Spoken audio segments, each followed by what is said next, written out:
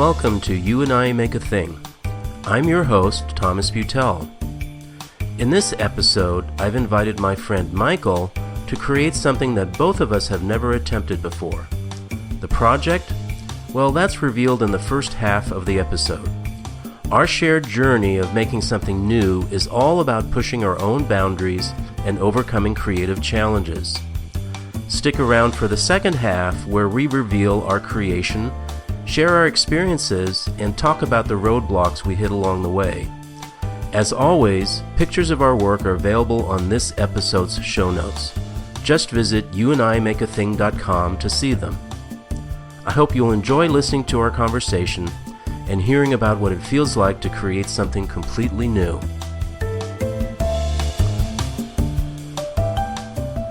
My guest today is Michael Tarnoff. Michael is a painter, a mixed media artist, as well as a photographer and all-around creative person. Welcome, Michael. Thank you for having me, Thomas. Yeah, I'm glad to have you. Michael, I'm curious, before we get started, I want to know if there's some creative project that you've been working on or you're planning to work on right now? Well, with COVID, things changed for me artistically as far as access to my painting space and such. Mm-hmm. And I've been doing more photography and small works.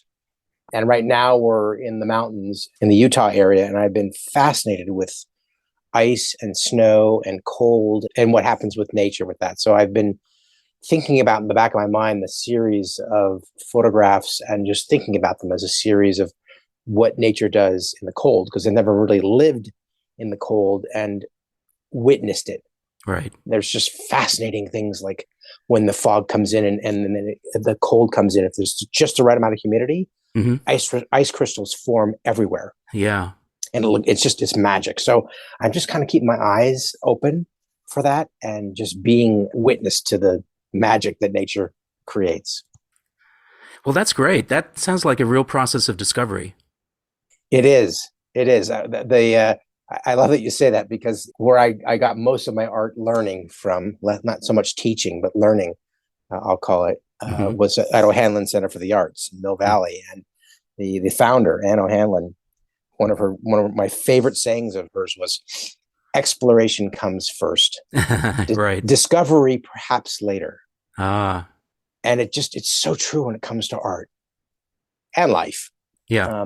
So this really is a process of exploration and discovery. The medium is nature and the cold and how it's so much different from the temperate Bay Area. Right. Right. Yeah. And I've been following you on Instagram, and your photographs have been just brilliant. Thank you. For my listeners, I'll put a link to Michael's Instagram in the show notes. Well, exploration, I think, is a good segue into what we're going to be doing today, which is You and I Make a Thing. And as you know, what my goal here is to come up with something that we can do together, either same thing that we do in parallel or something that we actually collaborate on. And Michael, so prior to our conversation today, I've asked you to come up with 3 things that you might be interested in doing. And I've done the same. And what I was thinking of is that we just bounce back and forth with our ideas, and then we'll see if we can coalesce on something that sounds like fun. How about that? That sounds great. Why did you start with something that's on your list? Okay. Let me preface it with saying that when you asked me to think of these things, it actually was harder than I thought it was going to be. Uh-huh. And I couldn't, because I'm so spontaneous with my art. I actually never think about what I want to do ahead of time. I just sort of let the process flow with what in that moment. Okay. I mean, I might know ahead of time I'm going to draw just because of whatever's happening. But right. So this was very different for me. So the first thing I thought of, and these were all things, at least a couple of them were things that I've always thought about, but I have never done. Uh-huh.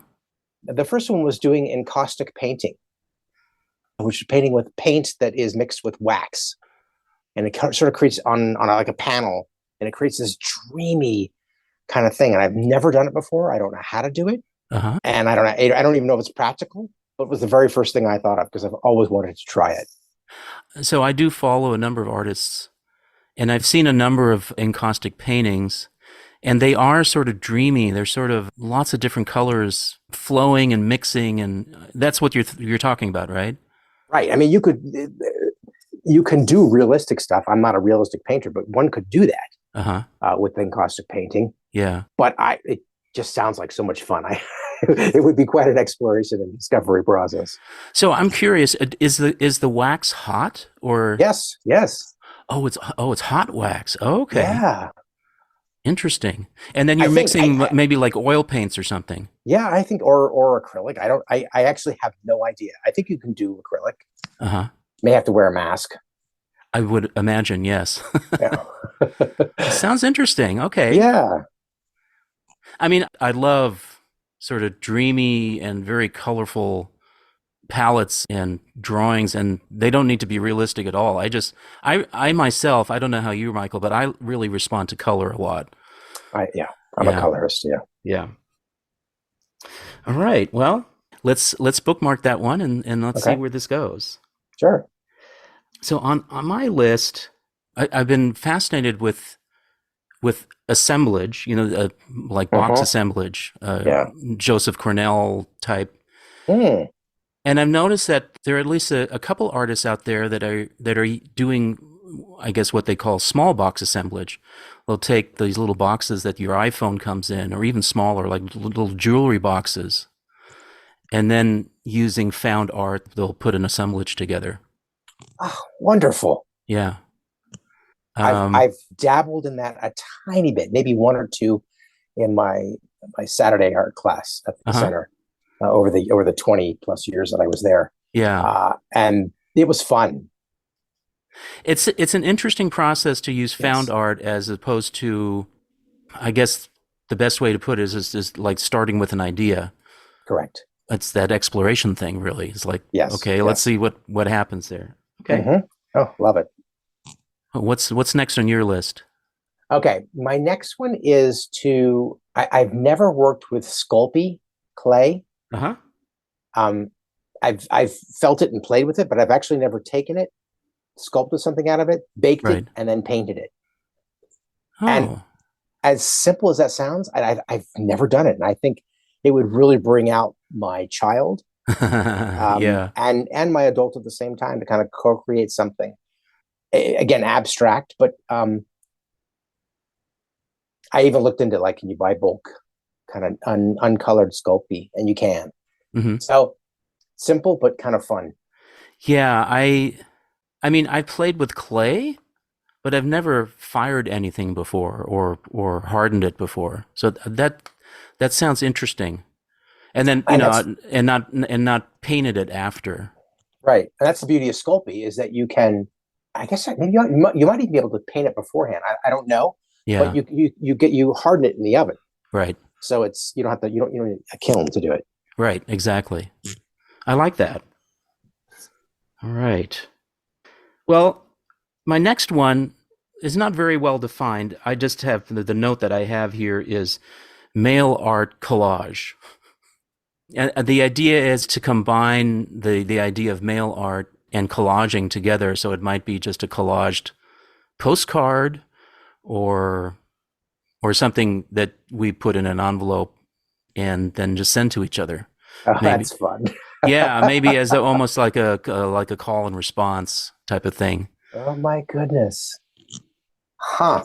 That I could envision doing it together where you start one and then you send it partially completed. Right. And then you respond back and forth. Uh-huh. Yeah.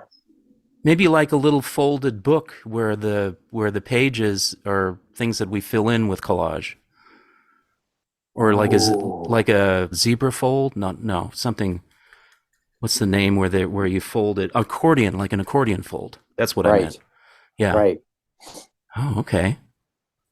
Yeah, I don't know. It sounds like a neat idea. All right. What's the last one on your list? All right. Hopefully you know the artist Chuck Close. I don't. No. Tell me. He did self-portraits, huge self-portraits. And what he did was he narrowed down and magnified into he would make a little grid pattern Mm-hmm. So maybe it would be a 9 foot by 6 foot self portrait, right? Yeah. But he would make grids that were maybe 1 inch by 1 inch or 2 inch by 2 inch. Mm-hmm. And he would zoom in on the photograph and see what the swirl pattern or color pattern might look like. Right. And he would paint that in each little box. And so he would abstractly build this grid with swirls and colors. And then when you step back, it became a portrait. Wow. Which was, I was always fascinated by it. And I thought that would be fun to do, like self-portraits of each other. Yeah. And they, obviously we're not going to do 9 by 7 feet. So maybe a 9 by 12 or something that can be mailed easily. Right. Right. But you can get a small grid on a 9 by 12 and just you just take a zoom in on a photograph and instead of drawing as though you're drawing a face, you just draw what's in that grid, kind of the shapes and the colors as best you can. And then you move on to the next grid. And then you sort of end up with, it's not always going to be this pretty image, which is kind of fun. Not all of his were either. He celebrated the ones that were kind of goofy looking too. Right. So it's his last name Close, first name Chuck. I highly recommend you Google him and see if you I will. Whether we do it this time or not, but that would be fun to try. I've been playing with Procreate on the iPad, and I can totally see how you could, have the photo, then have another layer that is the grid, and then you just pinch open and then have another layer where you then do the drawing in different brushes and different whatever. Oh, I love that. Yeah. I would love to know how to do that too, because I don't know how to mix photo and drawing together in digital format. Yeah. And actually, I mean, I'm just thinking about this. This is something that we could share easly over email, right? Or just file sharing or whatever. Right. To get going. Okay. Well, I'm chuckling a little bit because my last one is like somewhat related, and I don't even know what I was thinking here. I just wrote down the words wild selfies.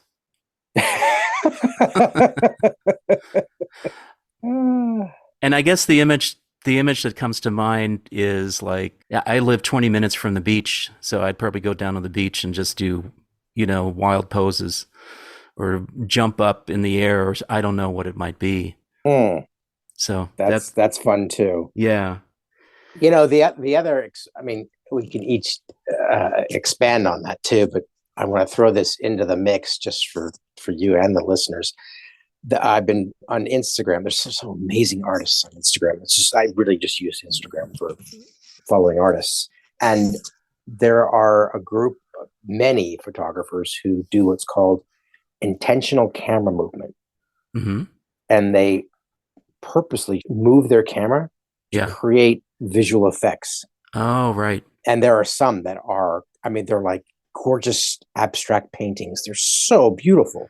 They're holding the shutter open? Is that what they're doing? I'm not sure. I generally only take photographs with my iPhone because even though I have very nice equipment, the phone just fits in my pocket. And I usually take photographs when I go hiking. So it's so good, actually. It's actually quite good. The only way I've been able to do it is at night when the iPhone has a longer exposure and I can play with moving it. So you there would be some exploration into how do you get enough light, but not too much light. But those would be some wild selfies for sure. That would be fun to try that. Yeah. Well, I think we have 6 fantastic ideas and I felt a lot of energy around all of them. Yes. So I'm curious now, which one did you feel a lot of energy around in particular? I have one that I did.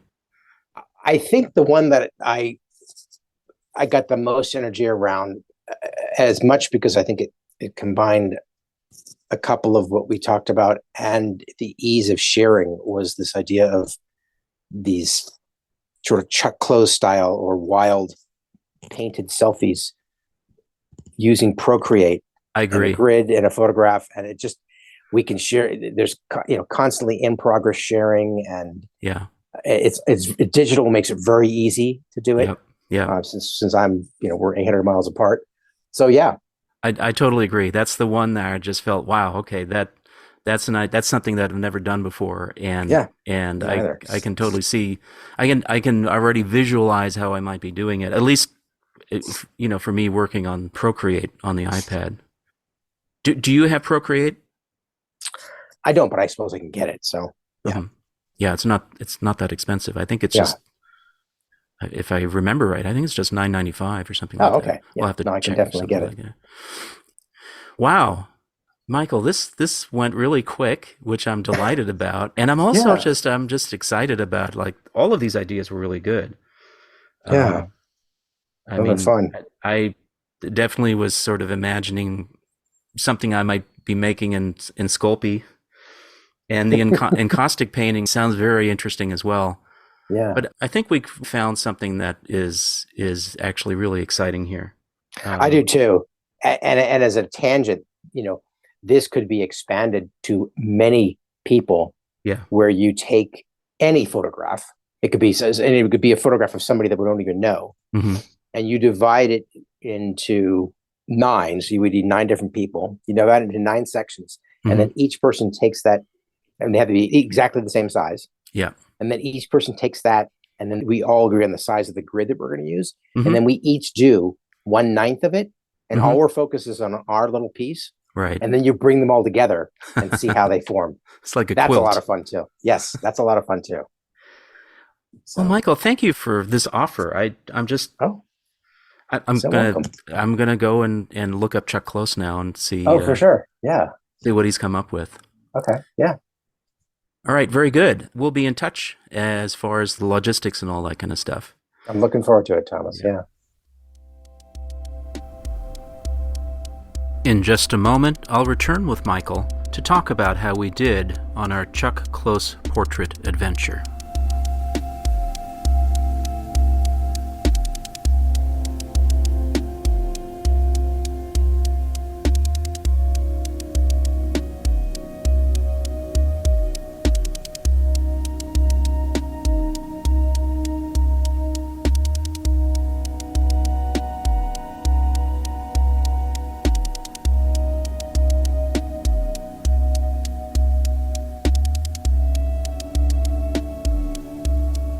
Well, hello, Michael. How's it going? I'm well, Thomas. How are you? I'm doing great. I have to say, I had such a great time with this You and I Make a Thing and creating a self-portrait on the iPad. It was a very interesting experience. Yes, I could wax and wane about my experience with it, highs and lows. Yeah. I can go into more detail about, but it was fun. Let me read to you a quote from Chuck Close. He was interviewed by Cleveland, Ohio's The Plain Dealer newspaper, and he made a choice in 1967 to make art hard for himself and force a personal artistic breakthrough by abandoning the paintbrush. He said, quote, "I threw away the tools. I chose to do things I had no facility with. The choice not to do something is in a funny way more positive than the choice to do something. If you impose a limit to not do something you've done before, it'll push you to where you've never gone before." End quote. When I read that, I thought, wow, that's exactly what we were doing here, isn't it? Yes. That's great. I'm always delighted when I read, the thought processes of artists that I follow and admire, and in this case, learned about, that sort of mirror some thinking that was going on in my mind, in this case, about going places that I've never gone before. So, yeah, this process that we took was, well, by nature, by design, it was new to each of us. And there were aspects that I loved and aspects that I struggled with. It was very different process from how I normally create. We'll expand on that. How did you feel at the very beginning, after we had talked? So the combination of excitement and also newness. I think I had purchased Procreate on another recommendation years ago. Yeah. I'd never done anything with it.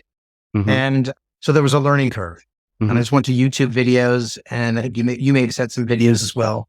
So I learned how to, have the background photo so that I could then adjust things with that and choosing the grid size. And then it was a matter of the different pens and such. It was all very new to me.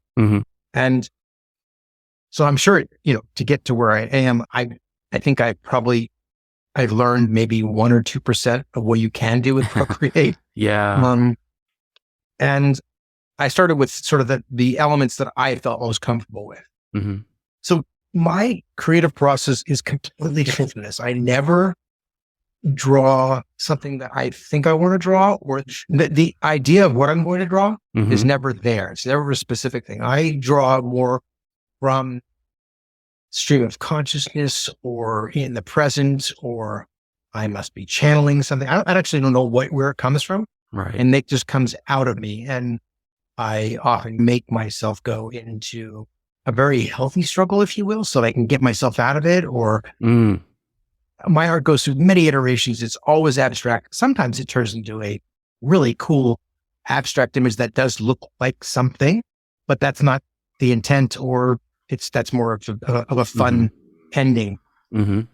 So mine is always, I'm never intending to do anything other than just be with the creative process of art and let it flow. Yeah. And that's my charge. It's just the greatest feeling in the world. So this really felt different for you. Completely different, because I was doing something.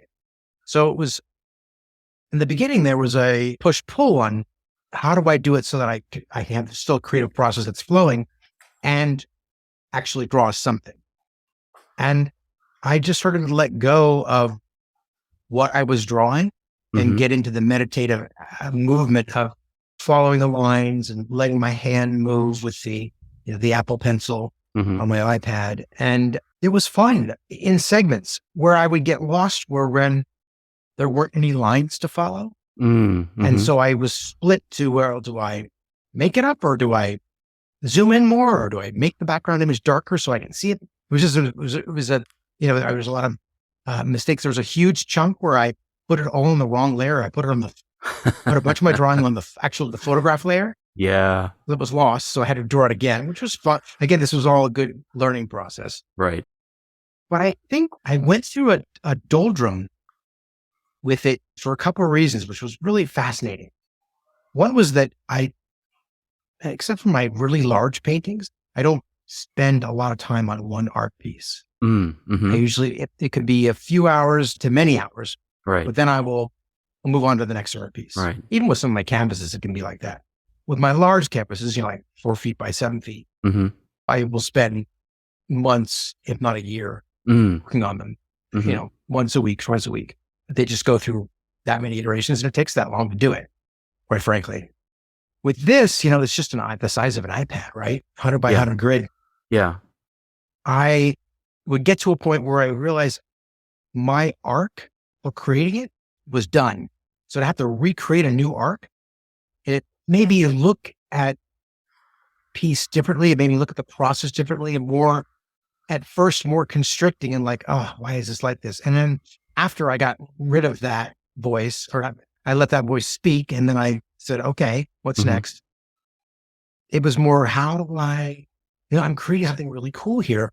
I'm creating something representational that I'm not focused on that, because I'm only focused on each little grid. Yeah. Yeah. And I'm going to pour my creativity into each grid. And when I zoom back out, we'll see what it looks like. And I'm not even done with mine, which is kind of exciting. So I think it looks great as it is already. I mean, to me, it has almost like a quilt feel to it. Yes, you're right. Which I think is fabulous. I want to know more about what you mean by arc. I want you to elaborate on what you mean by arc. Does that mean like the arc of getting into a creative or an inspired moment? Is that what that means? So for me, art, in when I'm doing art, when I'm creating, it's undefined as far as time.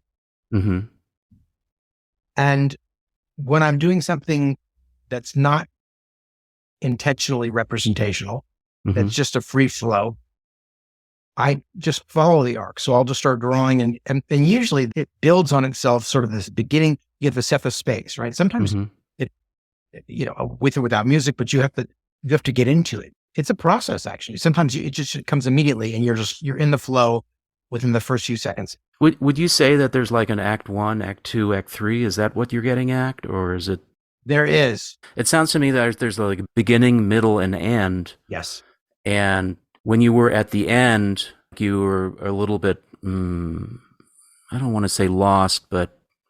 I would say it was the middle. Oh, I see.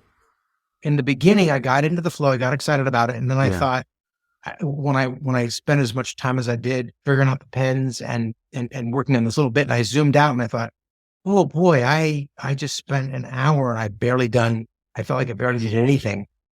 I thought, wow, this is going to take way longer than I thought it was, which is why I contacted you and said, we're going to need more time here. Yeah. Which you graciously agreed to.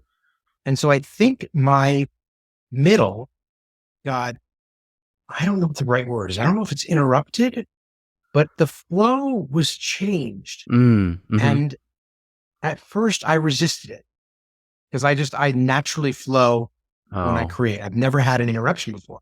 Yeah. But I still held the first act because that's the beauty of art, right? Your first act is always there. Yeah. Unless you pick up a new piece of paper.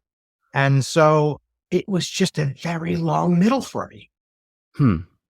I'm coming to it almost feels like in this piece, I'm coming to the end of one arc and beginning another, or I've done that multiple times on this piece. It's actually forced me to do that from the way that I normally create to the way to create. So two things, both with the fact that we're doing something that's intentionally representational and in a grid, right? So we're limiting what we do. And also I don't do that much creation digitally. Feeling the paper or the canvas, feeling the pencil or the pen, and feeling the friction as that moves across. Really, that tactile feeling. That tactile feeling is so important. I didn't realize how important it was until we got deeper into this. I've done shorter drawings on the iPad, and those are short arcs, an hour, maybe 2 at most. But when it gets longer, I'm missing that sound of the pencil. Right, I'm going to draw right now. Just that sound when you're hatching or when you're shading. I'm still drawing right now because it's fun. There's this element that I was missing, a connection to the piece of art that I am still learning how to let go of the friction that happens with in-person art. That's what the right word is. Yeah. Versus the immediacy of when the pen touches the pad, it's creating something. And obviously the Apple Pencil, whether it's angled or whether you pressure, it does change things, but it's all very new. Right. And then the fact that we were doing the grid and we're essentially starting over with every grid. Yes. I can see where that sort of lost feeling in the middle of it is like, oh, okay, I just did something and now I'm starting again, and almost like Groundhog Day in a way. Yeah. So, I experience a lot of the same thing in mine. I laughed when you said, oh, I was starting to paint on the wrong layer. I can't tell you how many times I was started to paint the wrong layer. And in fact, I did finish mine a little bit earlier, and just recently I opened up the iPad again because I needed to save it and then send it to you. And I realized I was trying to move it around, and I realized that instead of moving it around, I was painting again. It's like, and frantically undoing. But there were a couple strokes that weren't in the undo stack anymore. And so I actually now have to go back and fix a few of the grids because I accidentally painted over them. Oh, no. And so, or maybe I'll leave it there. I don't know. I think so. It kind of looks goofy to me, but it's just how it is, right? When you see something that other people maybe not see, or they see it differently. But there was so learning the layers was an interesting process. And also it tripped me up quite a bit.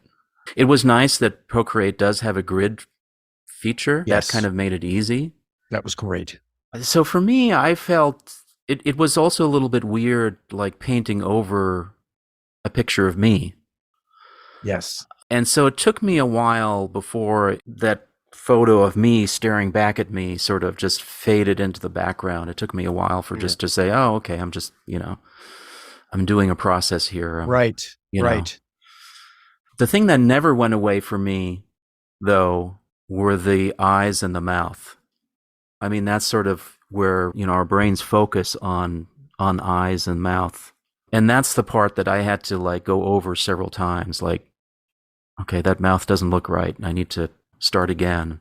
So I ended up spending a lot of time on the eyes and the mouth specifically to try to find something that would translate into this, gridded picture. Yeah. I'm curious, did you have an aha moment at any point where it's like, oh? I had a few of them.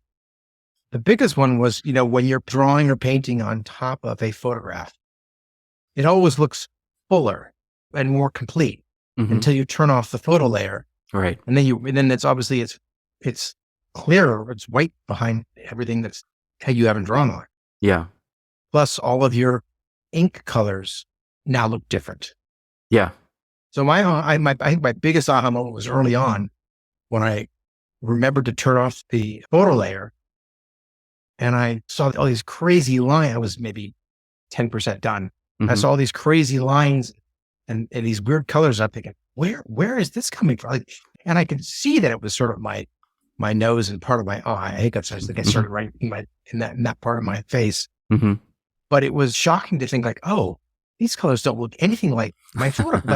I couldn't figure, and I still can't figure out how you get the right color. That's a mystery still to me. Yeah. But there was that moment, and I think that my hair, which is in the photo, is big and curly. That's been a kind of a wonderful struggle to get the way I want it to look, which I don't actually know what that is yet. It's more of a feel to try to figure out how to make it look something like what I think I want it to look like without actually knowing what that is. Right. I don't actually have the answer yet because I haven't seen it, but yeah, I've gone through my hair twice now and I'm still only about 50%. I don't even know if I'm 50% done because I still want to play with it. Right. My hair actually has lots of different colors in it, shades. It almost looks like it's highlighted. Yeah. So that's actually really hard. And so the kind of the aha moment is, and I've always felt this way, even when you see great paintings by Sargent or forgetting all the great painters at the moment in my head, but hair is always one of the most amazing things that artists are able to do. And I've always been in awe of it. And doing it now, I can see why, because it's such a facet, it's such a fine thing to zoom in on and trying to do in blocks. Well, I think you did a great job as far as what I'm seeing so far. Thank you. And to our listeners, you're welcome to go to the show notes and you'll see both of our portraits there. You've selected some washes for sort of the base color, and then you have some sort of fine line work that almost to me looks like, the terrain maps that have the elevations and all that kind of stuff. Well, I am a civil engineer. There you go. Maybe that's where it comes from. I think it comes out naturally. Yeah, I think it's great. So I had a few aha moments. One is that I made a layer specifically for swatches, because there's a way in Procreate where you just tap down on a color and hold, and it'll pick up that color. I picked that up from a YouTube.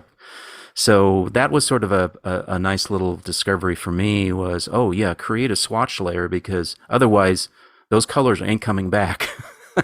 If you're using, like I used a pen that was called Bleach, and so it's not the full color, it's sort of a runny stain version of that color that I was using. I want to hear your other aha moments, but I'm excited to go find that feature, because I was looking for something where I could use like an eyedropper to grab a previous color, and I couldn't figure it out. The reason mine is a myriad of different colors is because I was trying to guess what color to use each time I picked the iPad. Right. The other one that I used is the color tool has something called harmony mode, where you can pick a pair of complementary colors or a triad of colors. And so I was using triads in mine. I was sort of filling my squares with like a base color and then covering it with a complementary color. Yeah. And then putting a dot in the middle to change the grayscale value, like the density. Yeah. So my thought was, okay, I'm going to create some complementary colors and then put the dots in to sort of change the value, the overall value when you pull back. Interesting. I'm looking at yours right now. Mm-hmm. It's so great. It has elements of Andy Warhol. Mm. And for the hair, I just did short strokes. I didn't really spend so much time on it because that's brilliant. I had to do my beard and then I had to do my curly hair. What I decided there is I would do strokes, but the strokes would remain within the grid. So I wasn't taking the strokes beyond each grid. So each grid was sort of self-contained in terms of that. And I just tried to make sure that I was following the direction of the hair. Yeah. Are your grids and your squares of colors, are those at a different layer from your hair? No, but I should have. So I think that one of the things I learned here is that layers are good, and the more layers you do, the better. Right. And definitely when you leave it on a layer that you can, erase stuff on. Because I left it on my main layer, and then, like I said, I came back later and I was trying to move it around, and I was actually painting over. It's like, oh no. Well, and you kind of created a grid. Like you can your grid is defined on your painting. Right, and you mentioned how, like, when you took away the photograph layer, that it changed. And so I actually had to create a background layer that was sort of a neutral, like 50% gray. And I played with that a little bit, and I made it really dark. I made it light, but I finally sort of settled on sort of in that middle 50% gray as a background, because otherwise, to me, the photo didn't look dense enough, or yeah, I guess that's the way to say it. Well, and it's gray background on, and the listeners will have to look at the images, but from your shoulders up, there's one background, and then down below, you've got white. There's lots of white that's in there that really helps break up. It creates tension and helps divide your painting really nicely. Yeah, that wasn't intentional. That wasn't intentional. Oh, it's fantastic. Thank you. I was just following the photograph. So I'd taken the photograph in my bathroom, and there's a yellow wall behind me. And so that's why I chose that color. And then the shirt, was a sort of a darker gray shirt. Will the photographs be on the notes as well so they can see what it looks like, or just the images? Yeah. Oh, great. Good. Yeah. How did you choose the colors for your face and your hair? You went in a more abstract and fun direction. Yeah, sort of an orange-ish color. I was contemplating to do like a bluish or greenish, but I thought, well, that might look a little bit too ghoulish, so I went with a warm color. I had to play with the colors a little bit, definitely. Well, yours is definitely playful. Yeah, thank you. It was also a playful pose. That was kind of fun to do the pose. So, Michael, what would you say or recommend to someone who was going to try this or something similar to this? I would say, well, okay. I was going to say learn the tools and et cetera, but one of the things that I learned from where I kind of learned how to create and see and perceive, O'Hanlon Center for the Arts in Mill Valley, was that it's all about seeing and perceiving and kind of developing that muscle and letting go of what we've learned in school or media, whatever, that art is this one thing and it's perfect and et cetera, et cetera, et cetera. I would throw all that out the window or set it aside, depending on your feelings on it, and let mistakes happen and let them be a part of your piece, because you're creating a part of you. You're creating a journal. entry. And so you can, there is no, I used to know an artist who, if she didn't like something, she would stick it under the sink and then turn on the water and let the stuff wash off until she kind of saw a cool part of it that she wanted to keep. And then she would pull it away and dab it dry and then continue. Yeah. The erase tool can work like that, but I think that I've spent most of my now 24 years drawing and creating, hardly ever using an eraser and just building on and incorporating mistakes. And if you really like something, don't let it rule painting or what you're creating. Yeah. And, kind of have fun with this and let it, choose your grid size carefully because it makes a big difference in how long it's going to take. Yeah, sure does. But I'm fascinated by what I would, not in my lifetime would I ever create something like this unless I had agreed to do it with you. Yeah. Because I would have lost interest and I would like, this isn't for me. But because you asked me and I agreed and we, made this challenge for ourselves, I stuck to it. So, make it so that you know how much time it's going to take and then give yourself the time to do it because it's a really fun process. And what embedded in what you just said there is make it a collaboration. Yes. There's something about creating art in collaboration that really is a little bit different than when you're just sitting by yourself in your studio. I mean, we did this by ourselves, but we were still doing it in collaboration, and it makes all the difference in the world. I 100% agree. Yeah. And I also wanted to say that there is really something personal about doing a self-portrait, Yes. It's different. It really feels different. It's like, yes. That's me. It's a version of me. Yeah. Well, Michael, thank you so much for this. This was a real delight, and I'm glad we went through this. I'm looking forward to seeing how yours evolves. Let me know as it evolves, and absolutely. At some point, if you say, "Okay, I'm done with it," then let me know as well. I'd love to see it. Sure. But this was really a fun project, and thank you for sort of guiding us in this direction of Chuck Close. I'm so delighted to have learned about the artist and what he did. So thank you very much. Thank you for inviting me, Thomas. It's been a delight. Thank you for embarking on this creative journey with us today on You and I Make a Thing. I hope the trials, triumphs, and revelations we shared ignited your own spark of creativity. Remember, art is about the process as much as it is about the product, so don't hesitate to make your own thing and embrace the challenges along the way. Connect with me on Instagram at Butelevision and tell me about your creative endeavors. And don't forget to tune in next time when I dive into another creative adventure with a new guest artist. You won't want to miss it. If you enjoyed the episode, please consider leaving a review and sharing the podcast with other art enthusiasts. Your support helps me continue to bring these creative explorations to life. Until next time, keep making, keep exploring, and keep surprising yourself.